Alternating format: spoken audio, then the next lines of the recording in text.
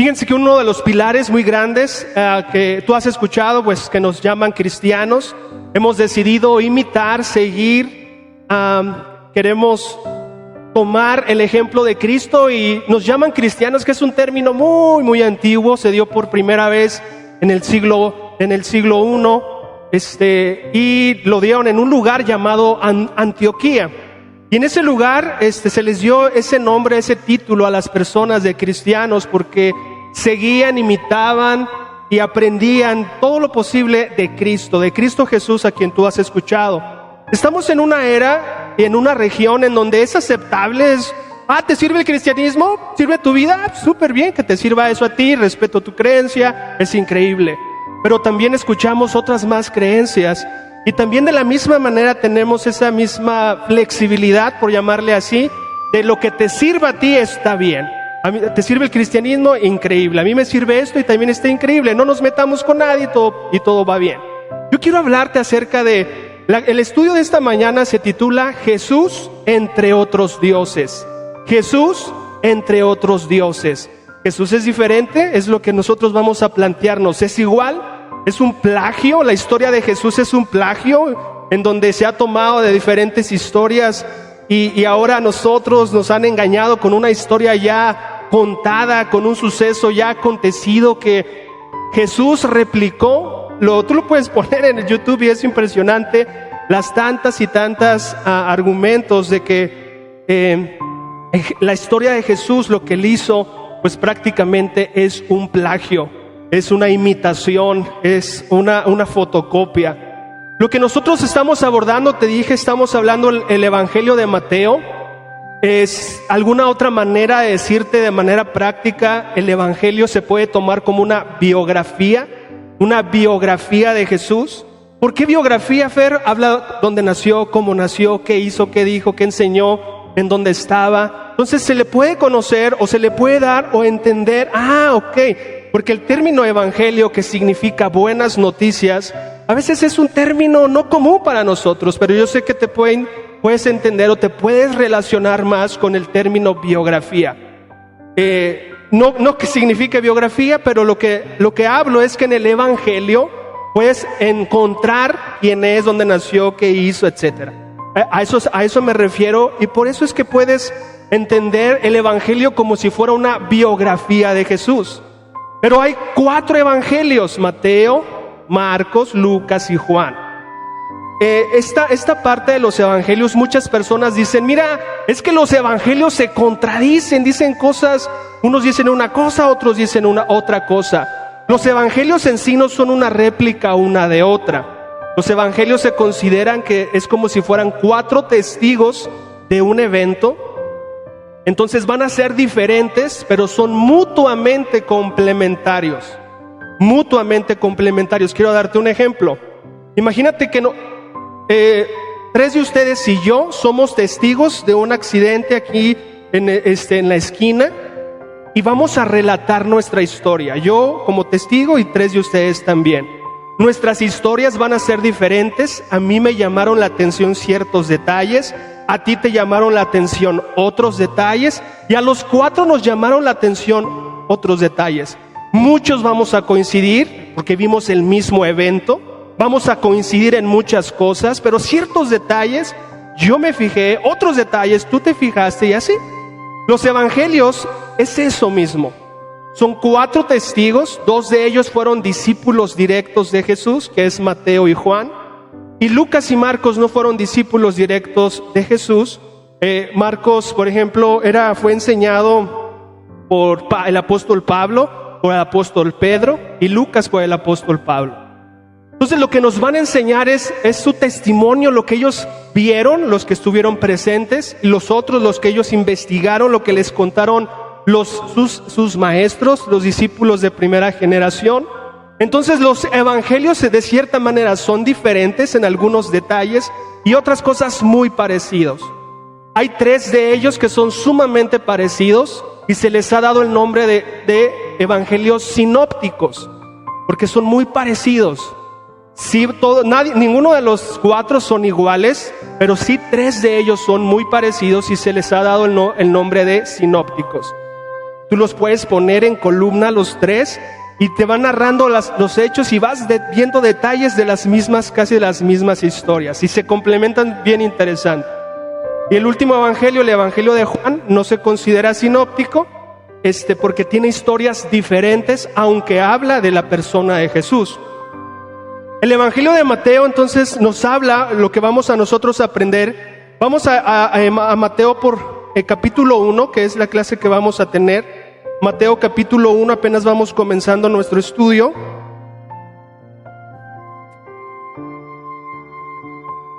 En el versículos 18 al 21 vamos a leer.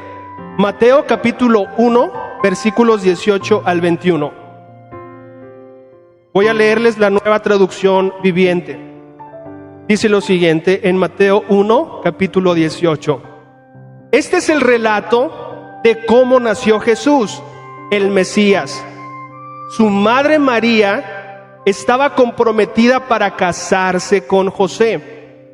Pero antes que la boda se realizara, mientras todavía era virgen, quedó embarazada mediante el poder del Espíritu Santo. José, su prometido, era un hombre justo y no quiso avergonzarle en público. Por lo tanto, decidió romper el compromiso en privado. Verso 20. Mientras consideraba esa posibilidad, un ángel del Señor se le apareció en un sueño. José, hijo de David, le dijo el ángel, no tengas miedo de recibir a María por esposa, porque el niño que lleva dentro de ella fue concebido por el Espíritu Santo. Y tendrá un hijo y lo llamarás Jesús, porque él salvará a su pueblo de sus pecados. Este es el texto que nosotros vamos a analizar en esta mañana. En la clase pasada, la clase número 1, vimos lo que es el linaje humano, la genealogía de los descendientes de Jesús. Ese es el linaje humano. En esta ocasión nos está presentando el linaje divino, cómo es que vino Jesús de parte de Dios, y nos está explicando. Algo que es muy interesante es que actualmente, y la clase le puse Jesús entre otros dioses, porque si tú lo buscas en internet y dicen que Jesús es un plagio, es porque vas a encontrar que muchos han nacido de una virgen, no solo Jesús. Que muchos han nacido el 25 de diciembre, no solo Jesús. ¿Quiénes son muchos? Yo por lo menos puse Buda, Mahoma, Horus, Mitra, Alejandro Magno. De los que se dicen en internet o en las cosas que hablan, de que es una réplica Jesús, o lo que nosotros leemos en la Biblia es un plagio, es una copia. No, eso no me interesa, porque es un plagio de libros mucho más antiguos. Ok, algo que las personas, cuando tú consideras, oye, ¿quién plagió a quién? ¿Qué pasó aquí? Cuando tú de manera seria investigas, tú te vas a dar cuenta que las biografías de las personas que dicen que fueron similar al nacimiento de Jesús, por ejemplo en el caso de Buda, en el caso de Buda, y dicen que es una copia de Jesús porque Buda, él existió en el siglo IV antes de Cristo. Unos dicen cuarto, otros dicen en el siglo VI, pero la biografía más antigua de Buda se puede registrar o encontrar solamente hasta el siglo II después de Cristo. O sea que la biografía de Buda, la más antigua, tardó de 600 a 800 años en que tuviera su biografía. Yo quiero que tengas eso en mente, porque se argumenta que hay un plagio. Pero imagina en 800 años cuántas cosas en su biografía serán ciertas, otras leyendas, otras cosas inventadas. 600, 800 años. ¿Quién le contó a quién? Imagínate, en 600, 800 años. Ahorita estamos celebrando en nuestro país tiempos muy especiales y no pasan ese tiempo. Imagínate, ahorita estamos diciendo, no, pues ¿quién tiene la razón y quién fue? Imagínate una biografía en 600 o en 800 años. Por ejemplo, Mahoma, él nace en la Meca en el año 575 de nuestra era o después de Cristo. Y la biografía más antigua de Mahoma se tiene de 130 años después. En el caso de Horus, no hay manera de poder comprobar un documento, una biografía en este caso de Horus, que es un plagio. Él también nació de una virgen, había una estrella, el 25 de diciembre, entre otras cosas. Mitra, dios persa, tampoco no hay escritos para comprobarlo. Alejandro Magno, que se consideró, obviamente de los griegos, que se consideró alguien, wow, conquistador, increíble, entonces es un ser divino. Su biografía pasaron 400 años para que se pudiese relatar. Los evangelios, Mateo, Marcos, Lucas, Juan, de lo que yo te hablo, no pasan son 30 años de lo que pasaron los sucesos de Jesús, pasan 30 años y los evangelios están escritos. 30 años. Lo máximo de tiempo son 40, 50 años. De hecho, en las narraciones dicen, si tienen duda, hay gente que todavía vive. O sea, puedes preguntarle de lo que yo te estoy narrando. Entonces nosotros, de las biografías que existen de los hombres que se dicen que vienen de Dios y que todas las religiones son lo mismo y que Jesús es uno entre muchos, es que la realidad no tienen un fundamento como la palabra de Dios nos enseña en Mateo. En esta parte hay tanto tiempo entre los personajes que obviamente pues es muy complicado poderlo, que realmente sea cierto. O sea, ya cuando realmente tú te pones de un estudio serio, se cae, no hay posibilidad de poder decir, Jesús le copió a ellos, no hay manera de fundamentar eso. Así que cuando tú escuches en el internet, yo te invito a que seas sensible a las biografías. Si hay biografías que se comentan porque no hay fuentes, solamente son argumentos, pero no hay fuentes. Solamente te dicen es un plagio, pero no te dan ningún argumento. Oye, Fer, pero la Biblia le cambiaron, le pusieron. Mucha gente también piensa eso porque no sabe cómo se formó la Biblia. Pero en los libros, en los textos originales, no los textos originales, los textos más antiguos, pues lo que se encuentran son más de 5,000 ejemplares del Nuevo Testamento, en donde tú puedas comparar si lo que tenemos ahora en el 2021 eran realmente lo que se movía en las copias más antiguas. Ok, leímos lo siguiente, leímos que Jesús dice, este es el relato de cómo nació Jesús. Dice que ella estaba comprometida, en otras palabras y en otras versiones dice que él estaba y ella estaban desposados. Eso es otro término que utilizan.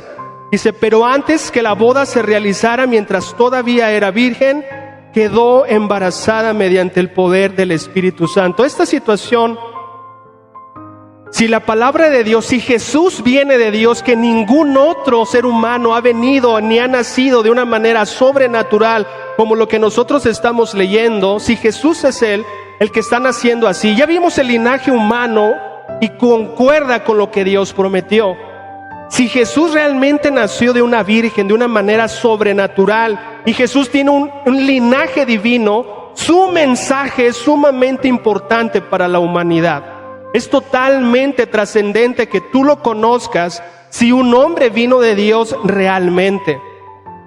En esta parte, fíjate que ¿cómo nos podemos dar cuenta? Es que Fer, pues la Biblia va a decir lo que quiere, ¿no? Pues puede decir que vino del cielo y que nació de una mujer que es virgen, pero ¿hay otra manera de comprobar? Fíjate que en el Talmud, que se le conoce como la Wikipedia judía, el Talmud es los rabinos, las enseñanzas de los rabinos.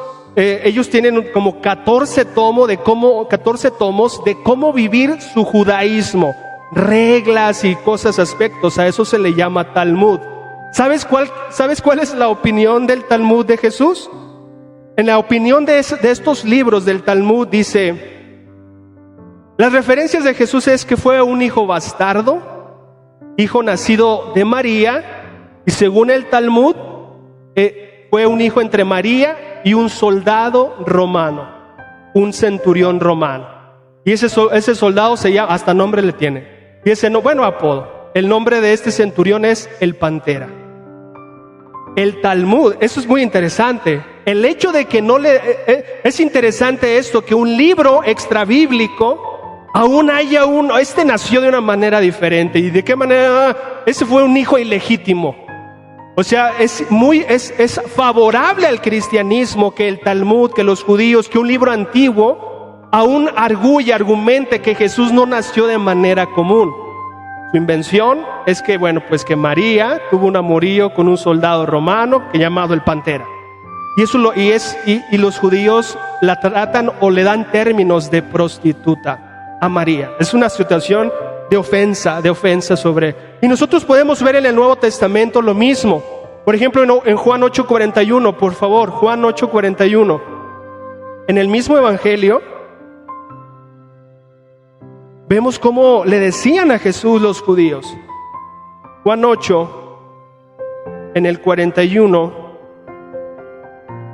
dice, vamos a más atrasito para que podamos ver. Dice, en el versículo 39 dice, nuestro padre es Abraham, declararon. No, respondió Jesús, pues si realmente fueran hijos de Abraham, seguirían su ejemplo. Versículo 40 del capítulo 8 de Juan. En cambio, procuran matarme porque les dije la verdad, la cual oí de Dios. Abraham nunca hizo algo así. No. Ustedes imitan a su verdadero padre. Checa esta respuesta. Nosotros no somos hijos ilegítimos, respondieron. Dios mismo es nuestro verdadero padre. Esta contestación de nosotros no somos hijos ilegítimos, ¿qué crees que era?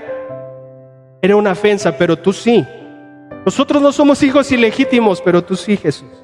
En los mismos judíos de la misma época de Jesús, había entre ellos una situación de algo pasó aquí, no nació, no es hijo de José, eso es claro. Y entonces empezaron a hacer historias de que Jesús, pues obviamente, ¿cuál es la respuesta?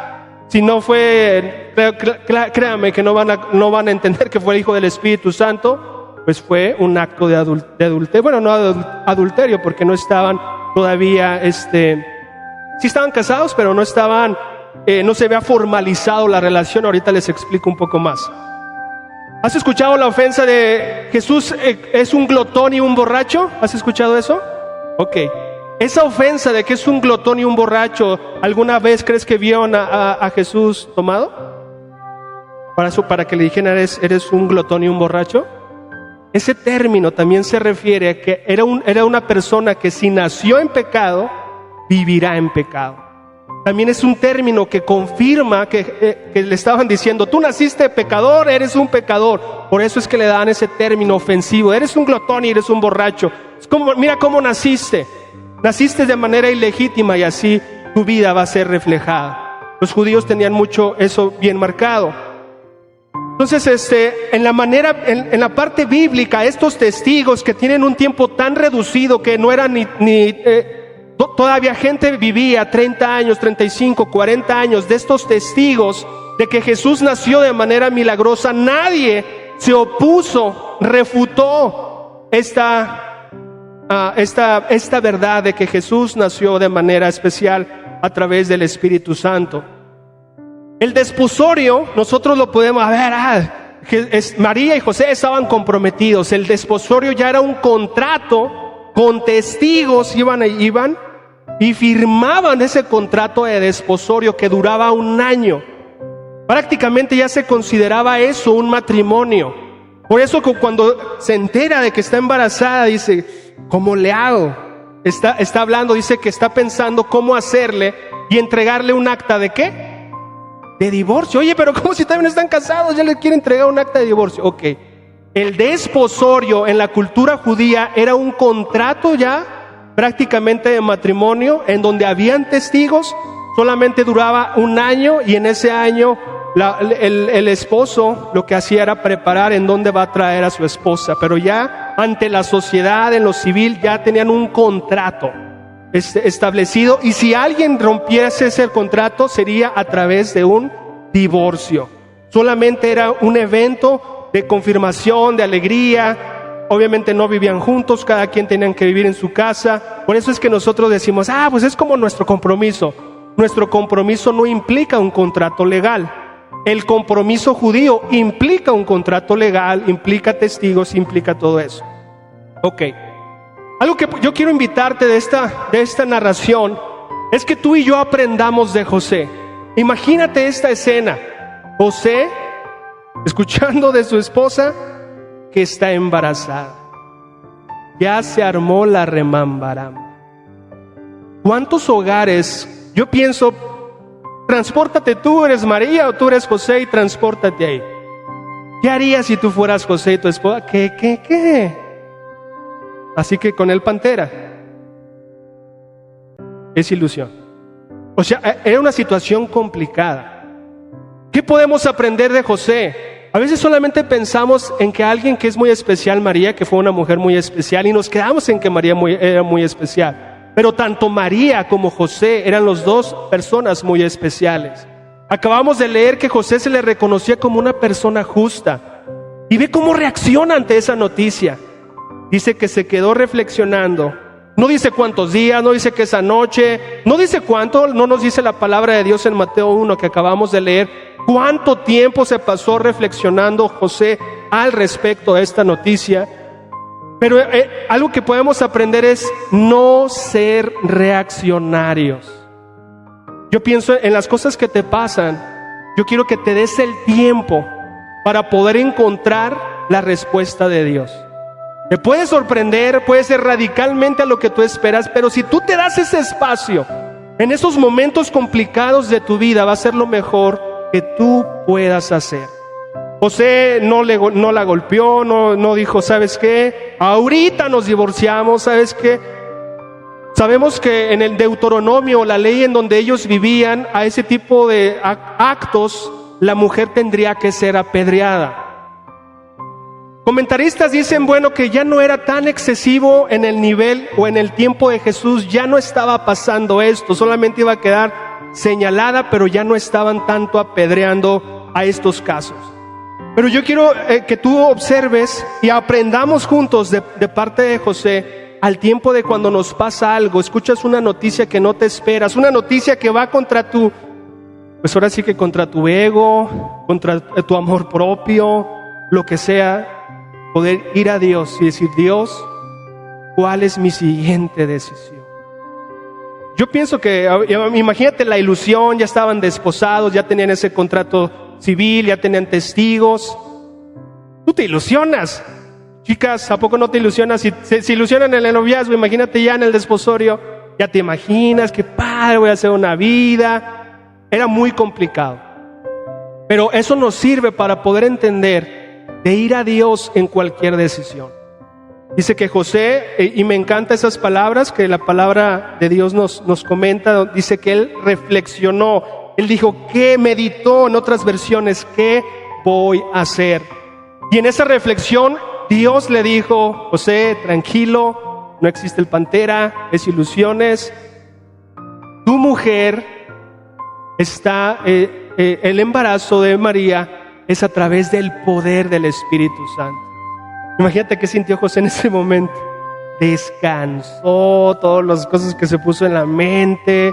Yo pienso que alabó a Dios, glorificó a Dios, se arrodilló. No sé qué pudo haber hecho, porque era una cosa impensable. No se imaginó lo que estaba pasando, que era un acontecimiento muy especial. Así que José también es un hombre muy, pero muy especial en la historia. En la historia que nos están enseñando. Oye, Fer, entonces nació de una virgen. Perfecto. La otra cosa es, nació un 25 de diciembre. Esa también te la vas a encontrar, le googleas, le youtubeas o como le quieras decir. Pero te van a decir, bueno, pues que todos estos nacieron el 25 de diciembre. Familia, el 25 de diciembre es una fecha que lo dijo el Papa Julio en el año 345. El que Jesús haya nacido el 25 de diciembre es una fecha que estipuló el Papa Julio en el año 345. Oye, Fernando, ¿hay argumentos bíblicos que nos pueda decir que el Papa Julio no se equivocó, que está en lo correcto? En las biografías que te acabo de comentar, Mateo, Marcos, Lucas, Juan, no se puede establecer que nació el 25 de diciembre. Entonces, si te dicen que Jesús es un plagio porque también nació el 25 de diciembre, le vas a decir, pues será del Papa Julio porque Jesús no nació el 25 de diciembre. No hay argumentos, no hay fechas que puedas decir que nació en el mes de diciembre, el 25 de diciembre. Cosas que puedes así medio rastrear es que Jesús tiene 6 años más, es 6 meses más joven que su primo. ¿Sabes cómo se llama su primo? Juan el Bautista. Tiene 6 meses, es más joven, 6 meses es más. Y sí se puede más rastrear cuándo nació Juan el Bautista. Sumas 6 meses y puedes encontrar una fecha probable.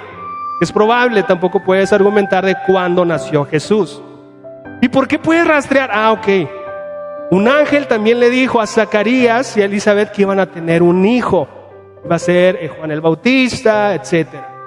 Y Zacarías, que era un sacerdote, se encontraba sirviendo. Dios había establecido en el Antiguo Testamento roles de servicio. Ustedes en esta semana, ustedes en esta semana, y así los organizó a los sacerdotes. Zacarías viene de los sacerdotes de Abías, la familia sacerdotal de Abías. La familia sacerdotal de Abías sirve en la semana número 8 y se puede encontrar que entonces ya se puede saber, aquí estaba, él es de la familia sacerdotal de Abías. Entonces Zacarías estaba sirviendo en esta semana, y si quedó embarazada, su esposa Elizabeth, pues tuvo su hijo acá, y luego le suma 6.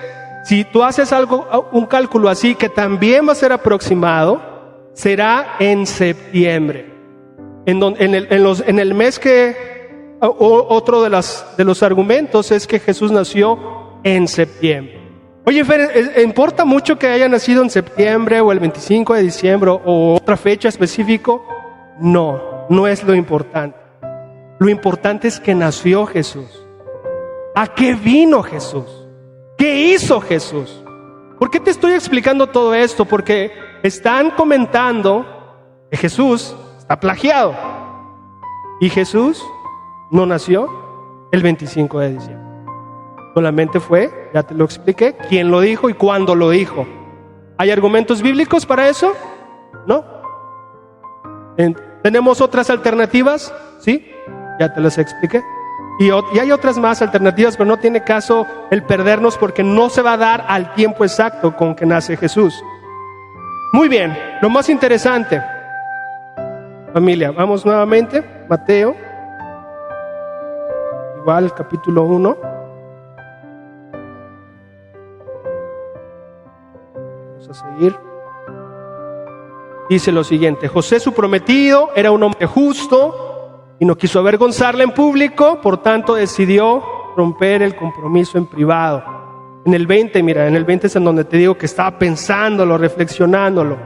Mientras consideraba esa posibilidad, un ángel del Señor se le apareció en un sueño. José, hijo de David, le dijo el ángel, no tengas miedo de recibir a María por esposa, porque el niño que lleva dentro de ella fue concebido por el Espíritu Santo. Y tendrá un hijo, lo llamarás Jesús, porque él salvará a su pueblo de sus pecados. Familia, esto es lo más importante de esta clase, de Jesús entre otros dioses. Estaba diciendo este ángel a José, este hombre justo, nacerá un hijo, María concibió un hijo del Espíritu Santo y le dijo, ¿cómo le vas a llamar, papás? Se saltó José, él consulta qué librito, cuál te gusta, a ver, sorteo, ya le dijo el nombre, se llamará Jesús. Y le dijo su misión de por qué le va a poner Jesús, porque él salvará a su pueblo de sus pecados. El término Jesús significa Jesús el Salvador, Jehová salva. Jesús es un término griego, del término hebreo Josué, Jehová salva, el Señor salva. Familia, aquí es una de las cosas más importantes. Si hay algo que yo quiero que te lleves en tu corazón en esta mañana es esto: Jesús vino a salvarnos de nuestros pecados. Ningún otro de los que plagió vinieron a eso. Que si nació el 25 de diciembre, que si nació Mahoma fulano, ellos no te van a decir que vinieron a esta misión que Jesús vino claramente a hacer: salvar a su pueblo de sus pecados. Aquí yo te quiero comentar lo siguiente: ¿tú crees que existe una vida después de la muerte? Muchos sí creemos que existe una vida después de la muerte. Lo interesante es, oye, si tú te murieses hoy, ¿irías a ese lugar de luz llamado cielo o irías al lugar de castigo llamado infierno? ¿Qué crees que si yo le pregunto a la gente a dónde se va a ir? Oye, ¿a dónde te vas a ir? Al cielo. Oye, ¿a dónde te vas a ir? Al cielo. Ándale. ¿Y a dónde te vas? Al cielo, cielo, cielo. Si lo preguntan donde quiera, una zona pública, en donde sea, dices, oye, Fer, pues lo estás platicando en la iglesia, donde quiera, una discoteca, fuera, oye, ¿crees en Dios? No, pues creo en una fuerza superior. Oye, ¿crees que haya vida después de la muerte? Sí, sí creo. Oye, ¿y si tú estarías en una vida de luz con Dios? Sí, claro. ¿Por qué? Porque yo no soy una mala persona, no soy asesino. Y te van a comentar que en nuestras mentes somos buenos. Si fuéramos buenos, ¿a qué viene Jesús? Si fuéramos buenos, ¿a qué viene Jesús? Otra interrogante. Ahí estamos en el 25 de diciembre, y alá, rorro niño, y alá, rorro ya. Le decimos, oye, Jesús es el Salvador. ¿Salvarte de qué? Ah, sí, ¿verdad? ¿Salvarme de qué? ¿Salvarte de qué? ¿Salvarte cómo? ¿Cómo te va a salvar? Ah, pues murió por todos, ¿no? No nos damos el tiempo para revisar los evangelios de cómo puedes salvar. Eso es crucial. Si hay algo que no puedes perder en tu vida, es que te des el tiempo de analizar cómo Jesús puede salvar. Porque lo que es seguro es que te vas a morir. Eso es seguro, ¿verdad? Pero que ya tengan comprada su lugarcito, que es seguro. Pero el punto es, todos queremos estar con Dios. Y aquí se rompe de Jesús entre otros dioses. Porque Jesús nos dice cómo salvarnos. Y nos dice claramente. Y bueno, pues eso es una de las cosas que vamos a estar viendo alrededor de toda esta predicación de Mateo. Ahorita solamente te dije, ponle Jesús porque Él vendrá a salvar a su pueblo de sus pecados. Perfecto. Te vamos a explicar cómo. ¿Qué me toca a mí? ¿Qué te toca a ti? Porque hay muchos todavía pensando que cuando te mueras va a ser una balanza. A ver, ¿cómo están mis obras buenas? ¿Y cómo están mis obras? Que ya casi ya... No, así no es. ¿De dónde nos sacamos eso de la balanza de obras buenas y obras malas? No lo sé. Fer, yo no soy malo. Una cosa es lo que tú pienses, la otra cosa es la ley moral de Dios. ¿Sabes cuál es la ley moral de Dios? Algo que tú y yo conocemos, se le puede conocer como los 10 mandamientos. No mentirás, no robarás, no honrarás a tu padre y a tu madre, no adulterarás, o como Jesús lo dice, no mirarás con codicia sexual a un hombre o a una mujer, 0 pornografía, 0 masturbación. ¿Alguna vez en tu vida has mentido? ¿Crees que te encuentres a alguien? Oye, tú has mentido, tengo una hija de 4 años, ¿qué hiciste, hija? No. 4 años. ¿Tú crees que te vas a encontrar a alguien? 3 años, ¿verdad? Todavía tiene. Discúlpeme, 10 de mayo, estoy entre Día de las Madres y ¿cuántos cumplió? ¿Te vas a encontrar con alguien que nunca haya mentido? ¿Que nunca haya robado? ¿Te vas a encontrar con alguien que siempre honró a su padre y a su madre? ¿Que nunca le dijo, ay no mamá, que vaya mi hermana? ¿Crees que se encuentre alguien así? No lo hay. Todos necesitamos un Salvador. Todos. Oye, Fer, pero es que se fue cuando estaba pequeño. Muy bien. A veces también tenemos esos en nuestros argumentos, ¿no? Lo hicimos, sí lo hice, pero ya no lo hago. Lo hice cuando estaba chico. Imagínate que encuentran a alguien que hizo un asesinato 30, 40 años atrás y ahorita le traen las pruebas. Está viejito, pero venga para acá. Usted fue. Y le traigan las pruebas. No, pero fue hace 40 años, ya no me he echado ninguno. Yo soy una buena persona, pues. A guardarse. ¿Cierto? ¿Así funciona? Pues con Dios así, nosotros tenemos un montón de pensamientos. Pues yo soy buena persona, yo no esto, yo no lo otro. Pero hemos roto la ley moral y necesitamos de un Salvador. Así que hoy vamos a tener un testimonio de una persona que decidió abrazar a Jesucristo. Tal vez te invitó y dices, bueno, te acompaño, no sé ni qué, pero ahí voy. Esto que ella, la decisión que hoy va a tomar es abrazarse del Salvador para poder en la eternidad ser perdonada de sus pecados. Estoy hablando obviamente de Paulina. Me encanta papá, mamá e hija. Ellos pueden verse hasta después de la muerte, eternamente, porque Jesús es el que los salvó. Los tres abrazaron al Salvador. Se dieron el tiempo de cómo lo hacía, qué les tocaba a ellos, qué hace Jesús, qué tengo que hacer, cómo es. Se dieron ese tiempo. Y hoy vamos a escuchar ese gran testimonio. Así que yo espero que si hoy estás por acá, tú tomes la decisión. Jesús nació de una manera especial. Jesús no es un plagio. No hay manera, no hay argumento para poder tomar eso. Sé como José, date el tiempo a tomar tus decisiones. Consulta a Dios, aunque te sorprenda o te lleve a lugares inexplicables.